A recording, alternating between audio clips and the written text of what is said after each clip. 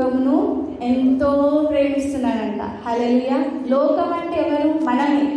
లోకం అంటున్నాడు దేవుడు. ఈ దేశాన్ని స్పెసిఫిక్ ప్లేస్ అని అంటలేడు కదా. సో ఫర్ ఎగ్జాంపుల్ పేరెంట్స్ ఉన్నారనుకో, 2 పిల్లలు ఉన్నారనుకో, ఒకరికి ఒక ప్రేమ చూపించవచ్చు, కానీ యేసయ్య అట్లా కాదు. ఈ లోకం మొత్తానికి ఒకే ప్రేమ కలిగి ఉన్న దేవుడు మన యేసయ్య. అలాగే ఒకవేళ నీవు విశ్వాసం కలిగి ఉంటేనంట నిన్ను నశింపకుండా నీకు ఏమిస్తాడంట? నిత్య జీవం ఇస్తాడంట. నీకు నిత్య జీవం కావాలంటే నీలో ఏముండాలి? విశ్వాసం అనేది నీలో ఉండాలి. నేను ఆమెన్ హల్లెలూయా అన్నప్పుడు మనం అందరం కలిసి ఆమెన్ హల్లెలూయా అని దేవుని కొద్దిసేపు స్తుతిద్దాం. హల్లెలూయా. మార్కు 11వ అధ్యాయం 24వ వచనంలో చూసుకున్నట్లయితే, అందుచేత ప్రార్థన చేయనప్పుడు మీరు అడుగుచున్న వాటి నెలను పొంది ఉన్నామని నమ్ముడి, అప్పుడు అవి మీకు అనుగ్రహింపబడును. హల్లెలూయా. మీరు ప్రార్థిస్తారు, కానీ మీరు ఆల్రెడీ దాన్ని రిసీవ్ చేసుకున్నాను, ఆల్రెడీ పొందుకున్నాను విశ్వాసంతో నువ్వు ప్రార్థించినావు అనుకో, నీకు అది వచ్చేస్తుందో అనమాట. ఆల్రెడీ నువ్వు received, already whatever you are praying for, you have to think like you already received it, then you will be received in the name of Jesus Christ. Hallelujah. ఇప్పుడు మీరు అందరు నమ్ముతున్నారా? ఈ మెసేజ్ ద్వారా నిజమైన విశ్వాసాన్ని నేను ఇప్పుడు పొందుకుంటాను. ఎంతమంది నమ్ముతున్నారు? హల్లెలూయా. నీవు నేను మనమందరం ఈ మెసేజ్ ద్వారా పొందుకుంటున్నాం. ఈరోజు మనము రోదే అను ఒక చిన్న దాని గురించి నేర్చుకుందాం. రోదే అను ఒక ఈ సందేశం అపోస్తలుల కార్యములు 12వ అధ్యాయము 3వ వచనం నుండి 19వ వచనం వరకు ఉంటుంది. చదవని అవసరం లేదు, నేను ఎక్స్ప్లెయిన్ చేస్తాను. రోదే అనే పేరుకి అర్థం గులాబీ పువ్వు, అంటే rose flower. What is the meaning of Rhoda? Rose flower. ఇంకా ఈ రోదే మార్కు అను మారు పేరు గల యోహాను తల్లి అయిన మరియ ఇంట్లో పనిచేసే చిన్నది. అయితే ఆ కాలంలో రాజైన హేరోదు క్రైస్తవులను బలవంతంగా బాధించి చెరసాలలో వేసేవాడనమాట. అంటే ఈ హేరోదు రాజుకి క్రైస్తవులు అంటే అస్సలు ఇష్టం ఉండదు. ప్రే చేసి ప్రతి ఒక్కరిని తీసుకెళ్ళి ఎక్కడ వేసేవారు? చెరసాల, అంటే జైల్లో వేసేవాడు. Because Herod he doesn't like Lord Jesus Christ. పేతురు అని ఒక మంచి ప్రవక్త ఉన్నాడు అనమాట. అయితే ఆ ప్రవక్త రోజు ప్రే చేసుకునేవాడు. మనకేమైనా అలవాటు ఉందనుకో, ప్రేయర్ చేసుకుంటాం, తప్పకుండా ప్రేయర్ చేస్తాం కదా. ఏమైనా ఫుడ్ హ్యాబిట్స్ కూడా ఏమైనా తినేది అలవాటు ఉంటే అదే తింటాం కదా. అలాగే పేతురికి కూడా ఏం అలవాటు ఉంది? ప్రార్థన చేసుకునే అలవాటు ఉందన్నమాట. అయితే ప్రార్థన చేస్తే ఎక్కడ వేసేస్తా అన్నాడు రాజు? జైల్లో వేసేస్తా, చెరసాలలో వేసేస్తా అన్నాడు కదా.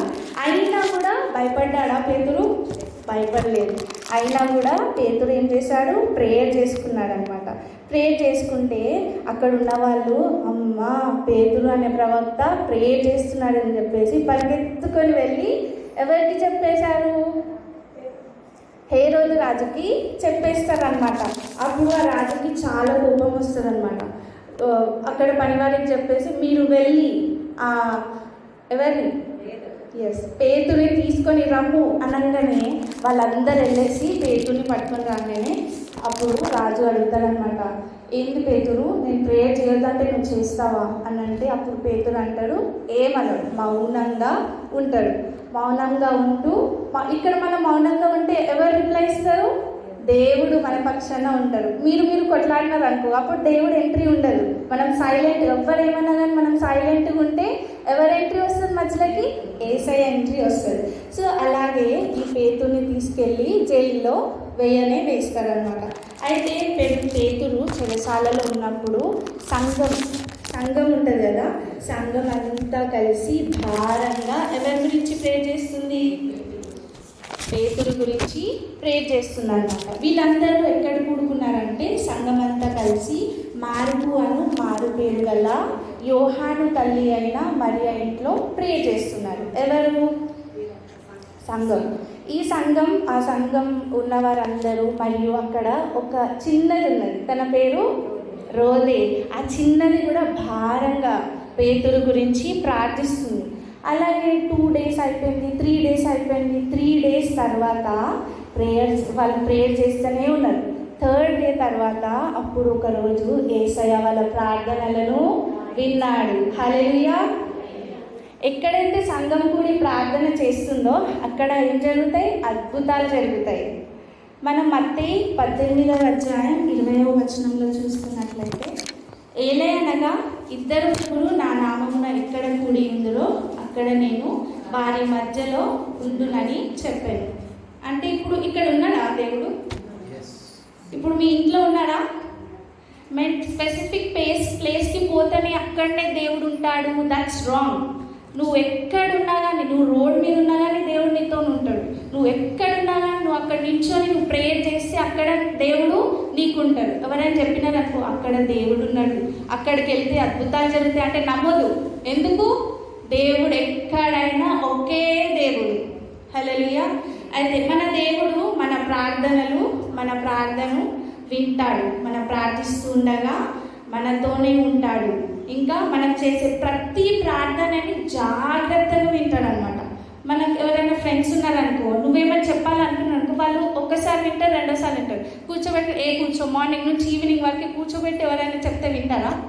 కానీ మన యేసయ్య ప్రతిదీ, నువ్వు చెప్పే ప్రతి ఒక్కటి జాగ్రత్తగా వినేవాడు కదా. సో ఎంత ఓపిక మన యేసయ్యకి. ఆయనలో ఉన్న ఓపిక మనందరికీ వచ్చునుగాక. ఆమేన్.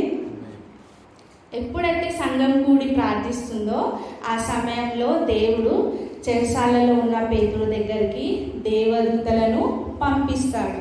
అయితే దేవదూత వచ్చి పేతుర్ని లేపుతుంది అనమాట. హే పేతురు అనగానే అప్పుడు ఏమవుతుంది? పేతురు కళ అనుకుంటాడు. అది దేవదూత వచ్చి మనం లేపింది అనుకో, ఫస్ట్ మీరు ఏం చేస్తారు? మనం కూడా అదే అనుకుంటాం, ఇది నిజమేనా అనుకుంటాం. అట్లనే పేతురు కూడా ఇదేమనుకున్నాడు? దీనిని కళ అని అనుకుంటాడు అనమాట. ఆ దూత పేతురు దగ్గరకు వచ్చినప్పుడు సంకెళ్ళు తెగిపోతాయి. హల్లెలూయా. జైల్లో ఉంటే ఏం కట్టుంటే సంకెళ్ళు కడతాయి కదా, అవి ఎంత టైట్ ఉంటాయి, ఎవ్వరు విప్పలేదు. దానికి లాక్ ఉంటుంది, లాక్ పెడితే తప్ప అది ఓపెన్ కాదు. అలాంటిది దేవుని దూత అక్కడ దిగంగానే ఏం ఓపెన్ అయ్యాయి? సంకెళ్ళు తెగిపోతాయి. హల్లెలూయా. అట్లనే బంధించిన ద్వారాలు, ఇప్పుడు ఫర్ ఎగ్జాంపుల్ జైల్లో ఉంటే అన్నీ ఓపెన్ చేసేసి వదిలేస్తారా ఖైదీని? మొత్తం లాక్ చేసేస్తారు కదా. ఆ లాక్ చేసినవన్నీ కూడా ఏమైపోయినాయి? ఇప్పుడు ఆ ద్వారాలన్నీ ఓపెన్ అయిపోయాయి. దేవదూత పేతురుని చెయ్యి పట్టుకొని బయటికి తీసుకొని పేతురుని బయట విడిచిపెట్టి వెళ్ళిపోతుంది.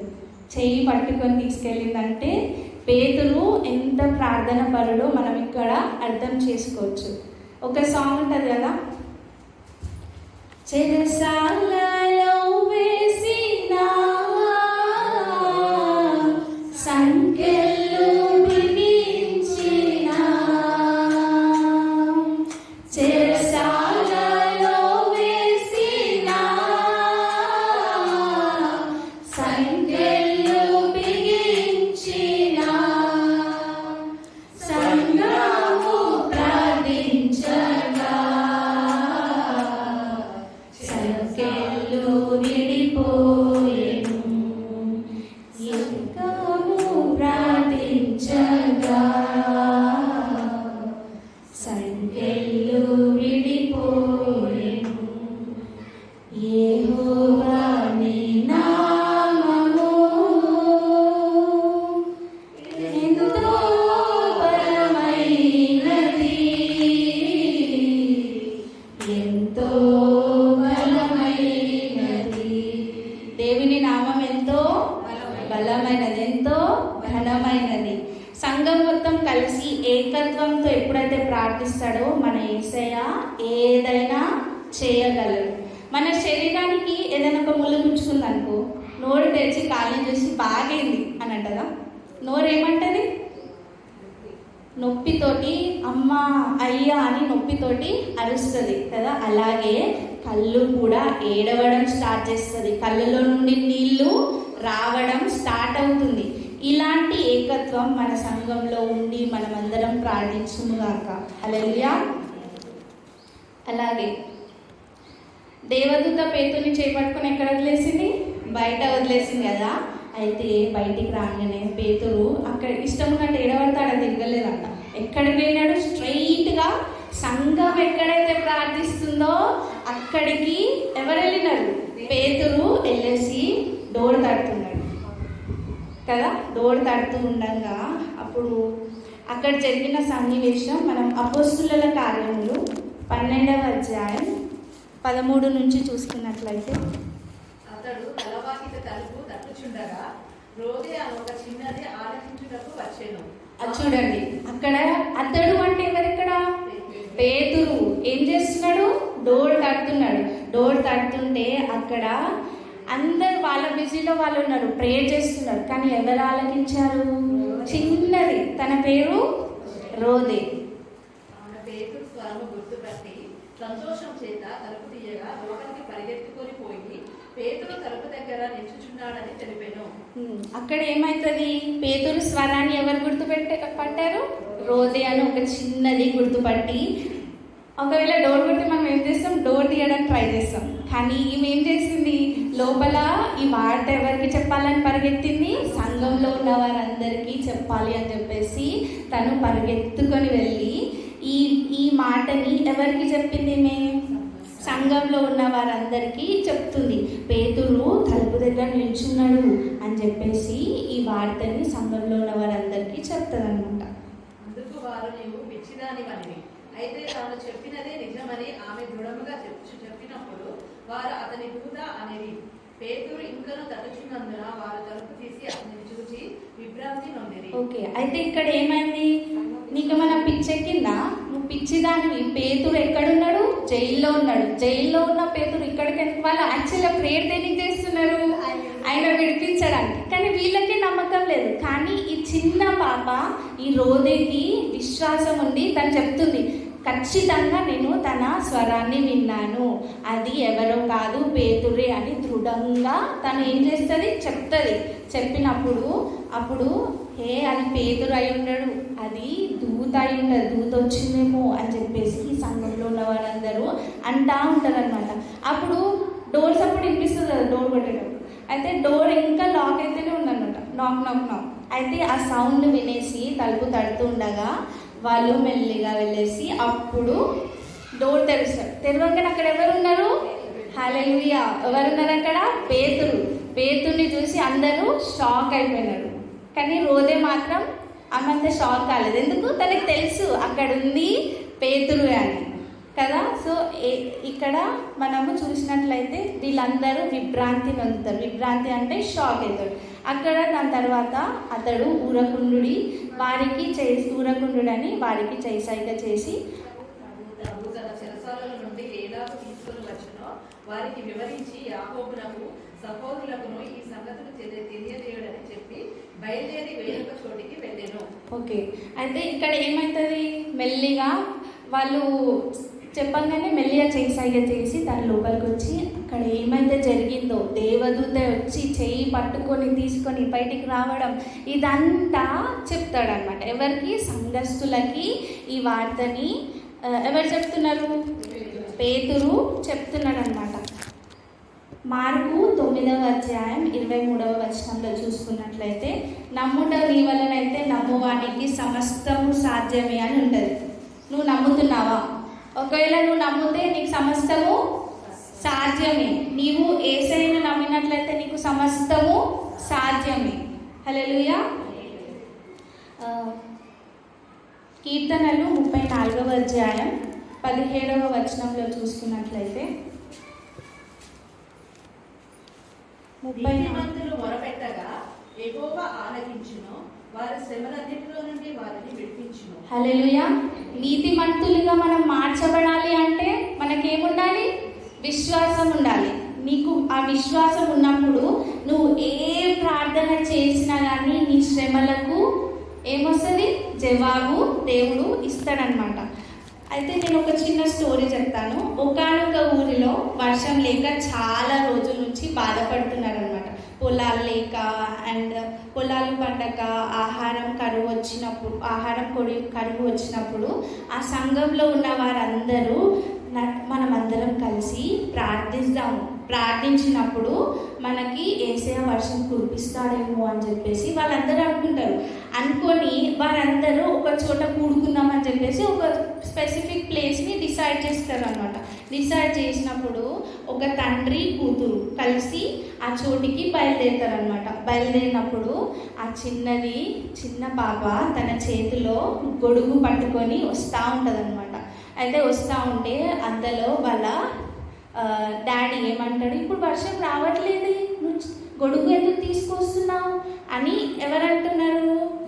డాడీ వాళ్ళ పాపతో. అంటే అప్పుడు ఆ పాప డాడీ ఇప్పుడు మనం వర్షం పడాలనే కదా మనం వెళ్ళి ప్రేయర్ చేస్తున్నాము అని చెప్పేసి తను చెప్తుంది. మళ్ళీ మనం తిరిగి వచ్చేటప్పుడు మళ్ళీ వర్షం పడితే ఎలా, మనం గొడుగు ఉండాలి కదా అని చెప్పేసి ఆ చిన్న పాప ఏం చెప్తుంది, విశ్వాసంతో తను నమ్మి ఆ ప్రార్థనకి బయలుదేరుతుంది అనమాట.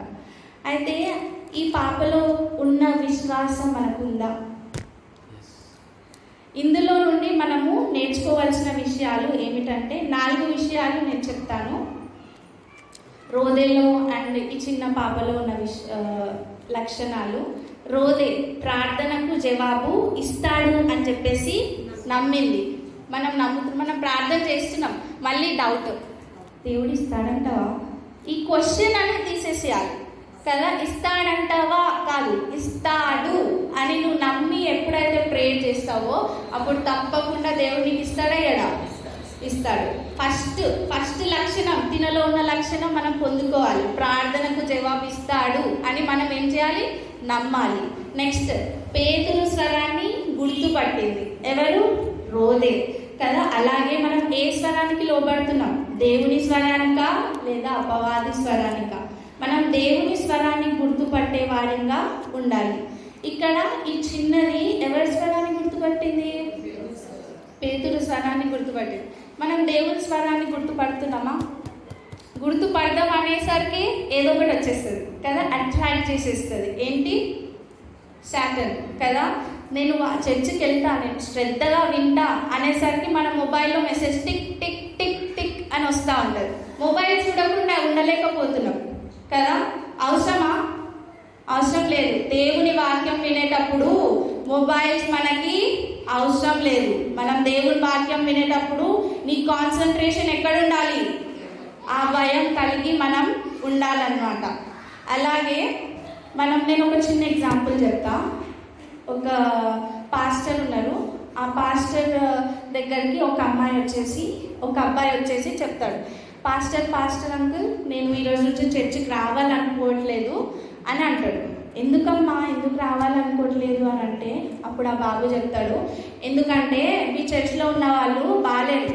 మీ చర్చిలో ఉన్నవారు నేను అక్కడ చూసా, వాళ్ళు మూవీ స్టోర్కి వెళ్ళారు, వాళ్ళు చర్చిలో ఉండి మొబైల్ ఆపరేట్ చేస్తున్నారు, వాళ్ళు నాకు నచ్చలేదు, అందుకే నేను చర్చికి రావాలని ఇష్టం లేదు అని అంటే అప్పుడు ఆ పాస్టర్ అన్నారు, నీకు ఒక గ్లాస్ వాటర్ ఇస్తా, ఈ గ్లాస్ వాటర్ తీసుకెళ్ళి ఇక్కడ ఒక రౌండ్ చర్చి చుట్టూ ఒక రౌండ్ వేసేసి రా అని చెప్తే అప్పుడు గ్లాస్ ఇచ్చి అందులో వాటర్ ఇచ్చి చర్చి చుట్టూ ఒక రౌండ్ వేసేసి ఆయన వస్తాడు. వచ్చి అప్పుడు రాగానే నీకేం అర్థమైందమ్మా అని పాస్టర్ అడిగితే అప్పుడు అతను అంటాడు, ఏమర్థమైంది?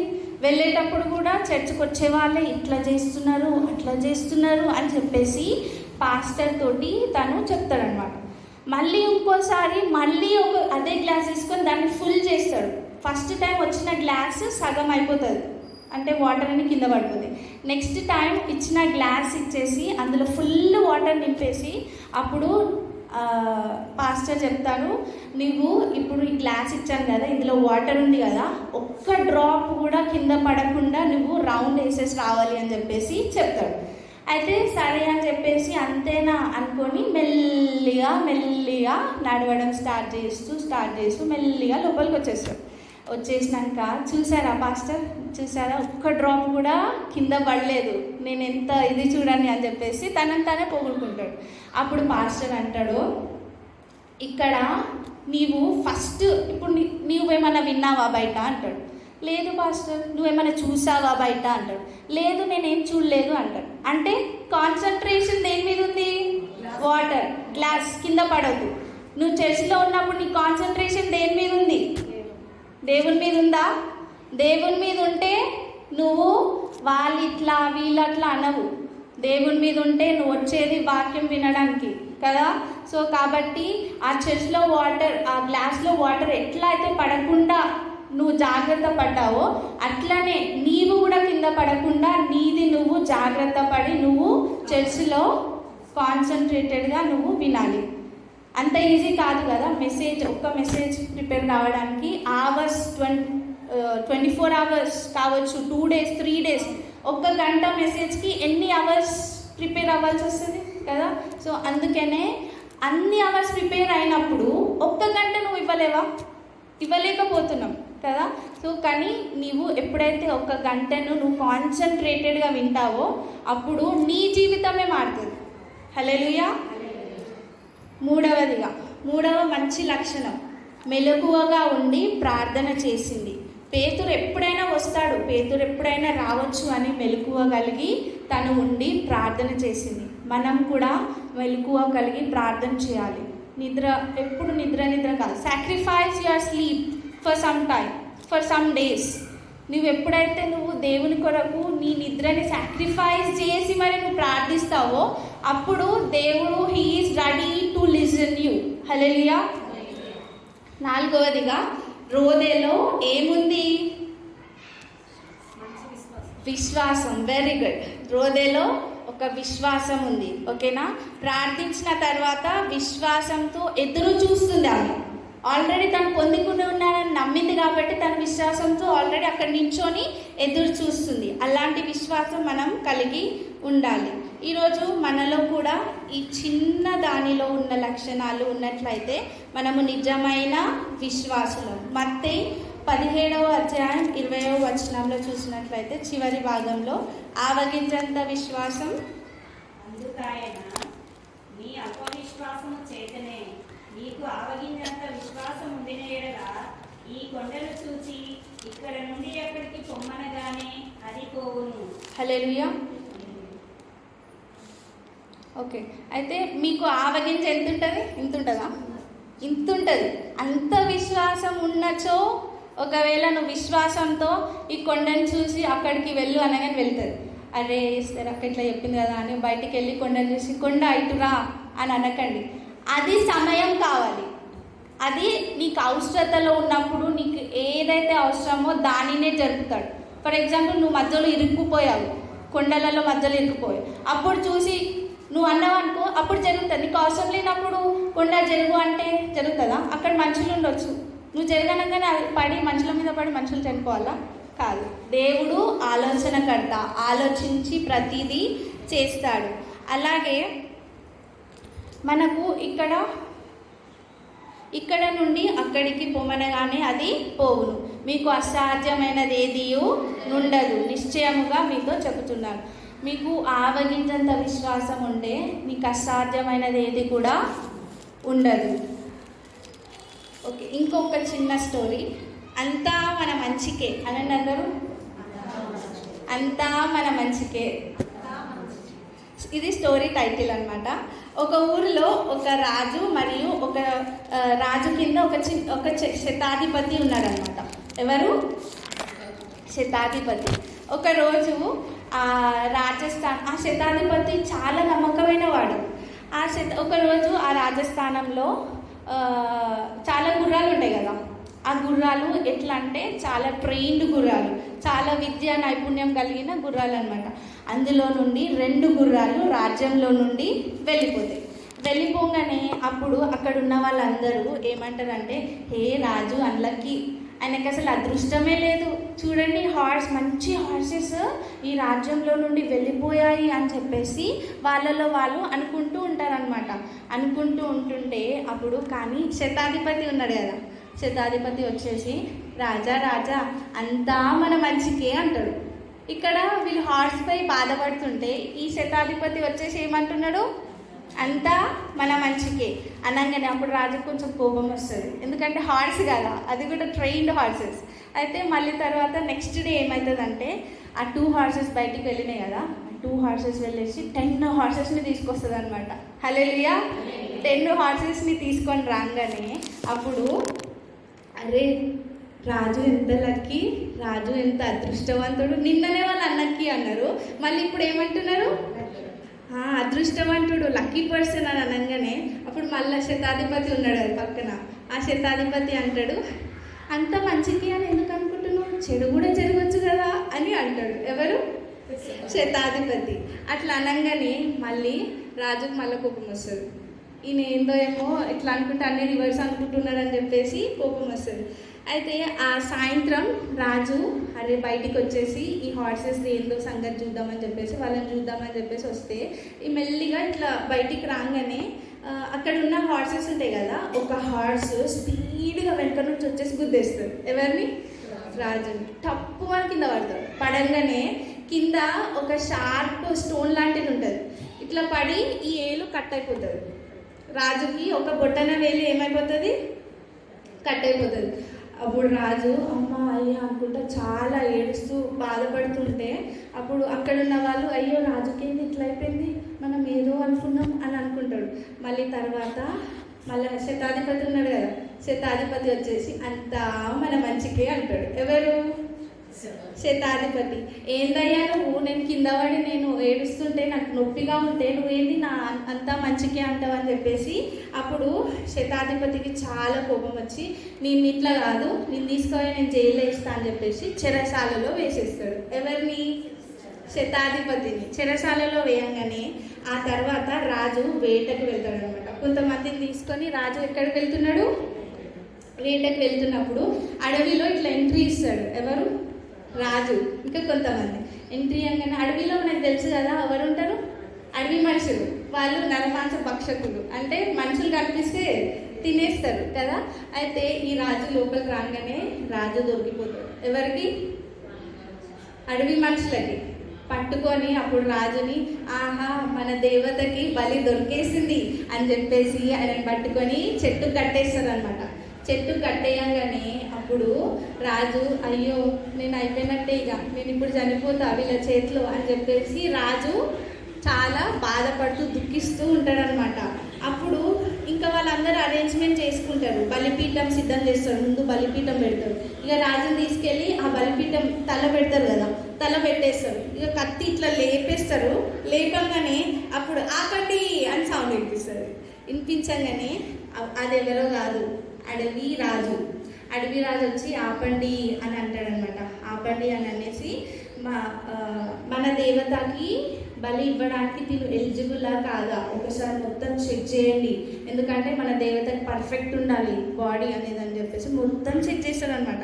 చెక్ చేయంగానే మొత్తం చెక్ చేసి ఏమవుతుంది, ఆయన చేతికి ఎన్ని ఫింగర్స్ ఉన్నాయి?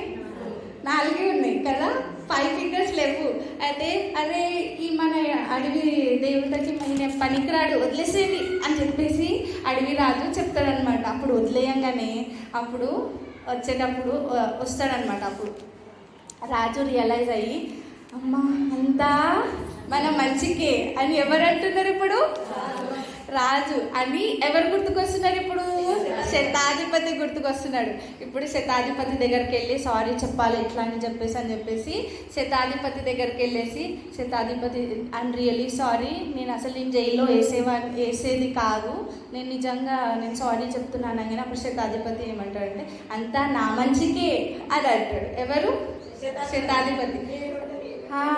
రాజు అప్పుడు రాజుకేం అర్థం కాదు, ఇదేంటి జైలు వేస్తే నా మంచికి అంటాడని అని అంటున్నాడు, ఏంటి ఎందుకు అట్లా అంటున్నావు అని అంటే అప్పుడు శతాధిపతి అంటాడు ఒకవేళ నువ్వు అడవికి వెళ్తే నేను కూడా అడవికి నీతో పాటు వచ్చేవాడిని, నిన్ను వదిలేస్తుండే, కానీ అక్కడ ఎవరు ఉంటుండే, అందుకే అంతా నా మంచికే అని చెప్పేసి ఎవరన్నారు? అప్పుడు రాజు మరియు శతాధిపతి ఇద్దరు కలిసి అంతా నా మంచికే అనుకుంటూ వాళ్ళ జీవితాన్ని సాఫీగా జీవిస్తున్నారనమాట. ఎవ్రీథింగ్ హ్యాపెన్స్ ఫర్ గుడ్, ఏది జరిగినా కానీ మన మంచికే జరుగుతుంది అన్న విశ్వాసం మనలో ఉండాలి. ఓకేనా? రోమీలోకి రాసిన పత్రిక 8వ అధ్యాయం 28వ వచనంలో చూసుకున్నట్లయితే దేవుడు ప్రేమించు వారికి అనగా ఆయన సంకల్పం చొప్పున పిలువబడిన వారికి మేలు కలుగుటకై సమస్తమును సమకూడి జరుగుచున్నవని ఎరుగుదము. ఓకే, అయితే దేవుని ప్రేమించు వారికి అనగా ఆయన సంకల్పం చెప్పున పిలువబడిన వారికి మేలు కలుగుటకై సమస్తమును సమకూర్చి జరుగును. మనకి ఏది జరిగినా, నీకు యాక్సిడెంట్ అయినా కానీ ఏమనాలి, అంతా నా మంచికే అనగల స్పిరిట్ మనలో ఉండాలి. ఒక సాంగ్ ఉంటుంది కదా, ఏం సాంగ్ అది? అంతా నా మేలుకే ఆరాధన యేసుకే, అంతా నా మంచికే తన చిత్తమునకు తల వంచితే, తన చిత్తమునకు తల వంచితే. ఆయన చిత్తానికి తల వంచితే అంతా మన మంచికే. కొన్ని మంచి మాటలు చెప్పి ముగిస్తాను. యోసేపు కలలు కన్నాడు, కానీ అవి నిజం కావడానికి అతను చెరసాలలో వేచి ఉండాల్సి వచ్చింది. దేవుడు ఆలస్యం చేయలేదు, ఆయన అతన్ని సిద్ధం చేస్తున్నాడు. దావీదు రాజుగా అభిషేకించబడ్డాడు, కానీ సింహాసనంపై కూర్చోడానికి సంవత్సరాలు వేచి ఉన్నాడు. దేవుడు ఆలస్యం చేయలేదు, ఆయన తన హృదయానుసారమైన ఒక వ్యక్తిని రూపొందిస్తున్నాడు. హన్నా ఏడుస్తూ ప్రార్థన చేసింది, ఎదురు చూసింది, కానీ ఆమె చుట్టూ ఉన్నవాళ్ళు ఆమె బాధను ఎగతాళి చేశాడు. దేవుడు ఆలస్యం చేయలేదు, ఆయన సరి అయిన సమయానికి ఉత్తమమైన దాన్ని సిద్ధం చేస్తున్నాడు. మీ జీవితంలో చాలా కాలంగా ఏదో దాని గురించి వేచి చూస్తున్నారు కదా. కానీ దేవుని ప్రణాళిక ఎప్పుడు ఆలస్యం కాదు. మీరు ఊహించిన దానికంటే గొప్పదాన్ని ఆయన సిద్ధం చేస్తున్నాడు. అది జరిగినప్పుడు మీ పోరాటం కంటే మీ సాక్ష్యం గట్టిగా మాట్లాడాలి. విశ్వాసం అనేది కోల్పోవద్దు. శ్రమలు తీసేసేయా అని ప్రార్థించడం కాదు, శ్రమలలో ఎదిరించే శక్తిని దయచేసేయా అని మనము ప్రార్థించాలి. హల్లెలూయా. సంతోషంగా ఉన్నప్పుడు ఎవరైనా దేవుడు అన్నీ మన మంచిగా చేస్తాడు, నాకు ఇది ఇచ్చినాడు అది ఇచ్చినాడు అని అంటారు కదా. ఎప్పుడైతే నువ్వు బాధలలో ఉన్నావు, కన్నీటిలో ఉన్నావు, అనారోగ్యంలో ఉన్నావు, ఇరుకుల్లో ఉన్నావు, ఇబ్బందుల్లో ఉన్నావు, శోధనలో ఉన్నావు, ఆర్థిక ఇబ్బందుల్లో ఉన్నావు, మరి అది ఏ సమస్య అయినా సరే అంతా నా మంచికే అని అంటావు చూడు, అది నిజమైన విశ్వాసం. ఇలాంటి విశ్వాసం ఇలాంటి నిజమైన విశ్వాసం మనమందరం కలిగి ఉండామని ఒక చిన్న ప్రేయర్ చేసుకున్నాం. పరిశుద్ధుడు పరిశుద్ధుడు పరిశుద్ధుడు పరిశుద్ధుడు ప్రేమ నమ్మకం కలిగిన నా గొప్ప తండ్రి, నీకే లెక్కలేని స్తోత్రాలు స్తోత్రాలు స్తోత్రాలు వందనాలు చెల్లిస్తున్నాం యేసయ్యా. అవును యేసయ్యా, ఎక్కడ ఇద్దరు ముగ్గురు కూడి ఉంటారో అక్కడ నేను ఉంటానని చెల్లించిన విధానంగా ఇప్పుడు మా మధ్యలో ఉన్నందుకు నీకే స్తోత్రాలు వందనాలు చెల్లిస్తున్నాం యేసయ్యా. అవును యేసయ్యా, అవునయ్యా, స్తుతినైనా మేమందరం యేసయ్యా విశ్వాసం ఆవగించంత విశ్వాసం కలిగి మేము ఇలాంటి నిజమైన విశ్వాసాన్ని ఇప్పుడు మేము పొందుకుని ఉన్నామని మేము నమ్ముచున్నాం యేసయ్యా. స్తుతినైనా అవును యేసయ్యా, ఏది జరిగినా యేసయ్యా మా మంచికి అని యేసయ్యా. స్తుతినైనా మేము యేసయ్యా తలంచి అలాంటి విశ్వాసం కలిగి మేమందరం ఉండులాగున్న సహాయం దయచేసయ్యా. అవును యేసయ్యా, రోదేలో ఉన్న చిన్నదాని విశ్వాసం యేసయ్యా. స్తుతినైనా గొప్ప కార్యం చేసింది కదయ్యా. స్తుతినైనా అలాంటి యేసయ్యా స్తుతినైనా ప్రార్థన మేము అందరం సంఘంతో కూడిన ప్రార్థన యేసయ్యా. స్తుతినైనా అద్భుతాలు జరుగుతుంది యేసయ్యా. స్తుతినైనా అలాంటి విశ్వాసం కలిగి మేము ఉండులాగున్న సహాయం దయచేయమని వేడుకుంటున్నాం యేసయ్యా.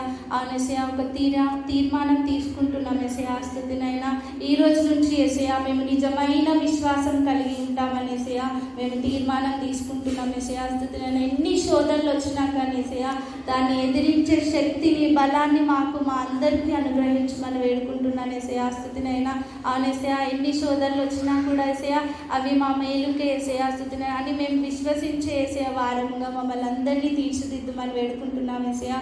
అవును యేసయ్యా, ప్రార్థించే జీవితాలను మా అందరికీ నువ్వు అనుగ్రహిస్తావని మేము మనస్ఫూర్తిగా నమ్ముచు ఇక్కడున్న ప్రతి ఒక్క బిడ్డను యేసయ్యా స్తుతినైనా దీవించి ఆశీర్వదించి వాళ్ళకి కావాల్సిన అవసరతలు అక్కరతలయ్యా ఏమైనా యేసయ్యా నేను ఎరిగిలేను యేసయ్యా, కానీ నువ్వు సమస్తమును యేసయ్యా ఎరిగిన దేవుడు కాబట్టి యేసయ్యా. స్తుతినైనా వాళ్ళ ప్రతి అవసరతలు యేసయ్యా విశ్వాసం ద్వారా వాళ్ళు పొందుకున్నారు కాక యేసయ్యా. స్తుతినైనా నీ సాక్షిగా నన్ను నా కుటుంబాన్ని ఇక్కడ సంఘంలో ఉన్న ప్రతి ఒక్కరిని సంఘస్థులను పాస్టర్ అంకుల్ పాస్టర్మ గారిని అందరికీ ఏసయ్యా స్తుతినైనా ఆ నిశ్చయాన్ని ఏసయ్యా స్తుతినైనా సమస్తమును ఏసయ్యా విశ్వాసం ఏసయ్యా కలిగించమని వేడుకుంటూ యేసుక్రీస్తు ఘనమైన నామమున అడిగి వేడుకుంటున్నాం పరమ తండ్రి ఆమేన్.